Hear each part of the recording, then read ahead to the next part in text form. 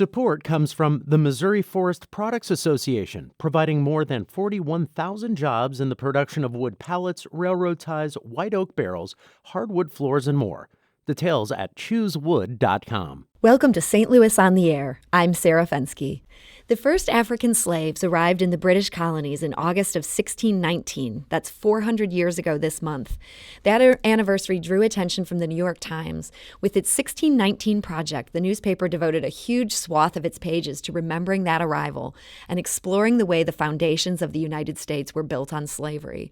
Locally, the anniversary is also being remembered, as St. Louis Public Radio reporter Andrea Henderson reported last week. She's here with us in studio to talk about how St. Louis is paying attention to this historic event.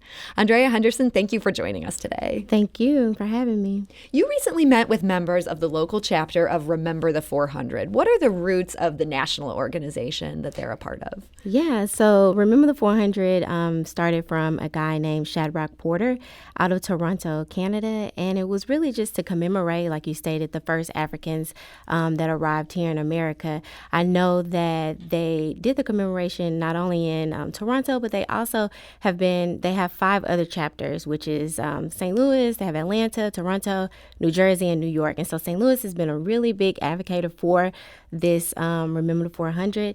And they really just want to push that and let people know about, yes, these first Africans came, but also their descendants of these first Africans have been doing really great things here, or they did really great things to kind of shape and influence U.S. history today. So St. Louis is one of very few local chapters of this movement. How many people are involved with the local version of this? So they have about 25 members, and they really just kind of focus. A lot of them are youth, but they really open up the group to anyone. You don't have to be a youth or a part of, say, you're a youth to kind of join the group.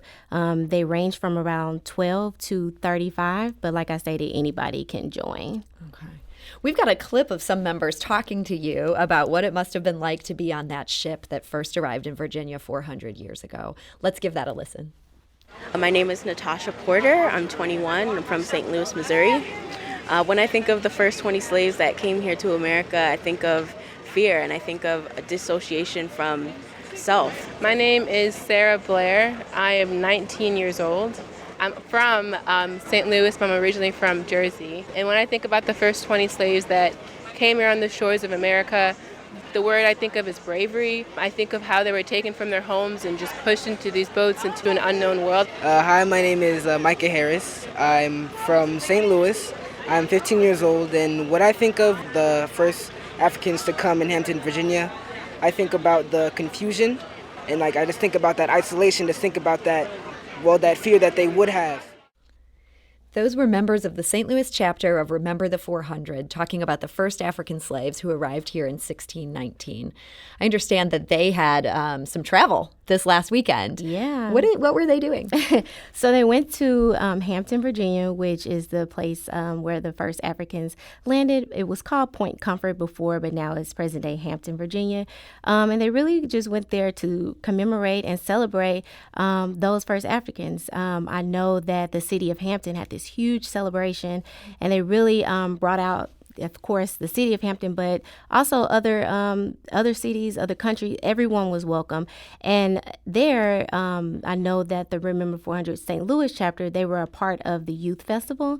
So they kind of just really opened it up for youth to come out and enjoy the festivities, let them know about the first Africans, teach them about the things that they went through, their sacrifices, their hardships, as well as just let them know of their contributions and their inventions that have, like I stated before, helped shape U.S. history. What are some of the misconceptions that they've had to clear up? I think the main thing when I was speaking to some of the youth, they were just wanting to clear up or make people understand that Jamestown, Virginia was not the first point of landing for the first Africans. It was Hampton, Virginia. I know that, like I was taught in elementary, I always thought that it was Jamestown, Virginia, and most of them said the same thing, but it wasn't until they did some research along with other historians telling them that, Hampton was the place of the first slaves when the first slaves came to America. Okay, where this all began. You spoke with the president of the local chapter, that's Anthony Ross. How did he first get involved? So Anthony got involved because he saw a play from Shadrach Porter. It came to here in St. Louis. And Porter, again, was the person who founded the national movement. Right. And he came, showed his play here in St. Louis, and he was just really thrilled with him and everything that he stood for. And he kind of just paid attention to him socially. And he noticed that Remember the 400 was a group that he was trying to start, and he was asking for people to start local chapters. He brought it to a friend of his. Ross brought the idea to a friend of his, and they both kind of just said, yeah, I think the youth here in St. Louis will really need this and benefit from it. So that's how it started. Let's go to Anthony Ross himself. Here's a clip of him talking about his goal for the chapter. Remember the 400 is a for youth by youth non-for-profit organization. So we want to commemorate our history in this country by opening up channels in a positive, progressive manner to discuss our history. We don't want to always talk about our history every time we see something on the TV or somebody is killed or somebody is discriminated against. We want to talk about it every day with our kids. That was Anthony Ross, the president of the local chapter of Remember the 400. Andrea Henderson, I guess we have time for just one last question here. What does this group hope will come out of the commemoration that was this last weekend? So they really just want to raise awareness, of course, like I stated, just letting people know about these contributions, about their ancestors, about African-American history, and some that has been lost.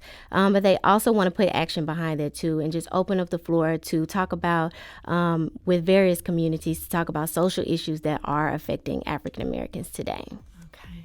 That's Andrea Henderson of St. Louis Public Radio. Thank you so much for joining us today. Thank you, Sarah. This is St. Louis on the Air on St. Louis Public Radio, 90.7 KWMU.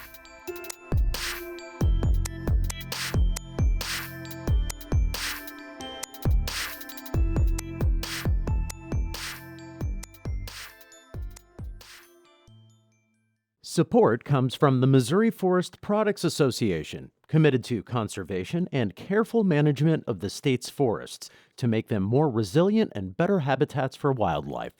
ChooseWood.com.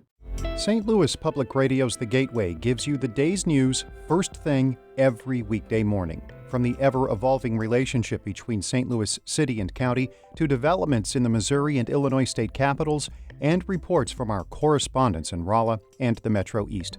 We put it all in a roughly 10-minute package with clarity and context. Download The Gateway wherever you get podcasts.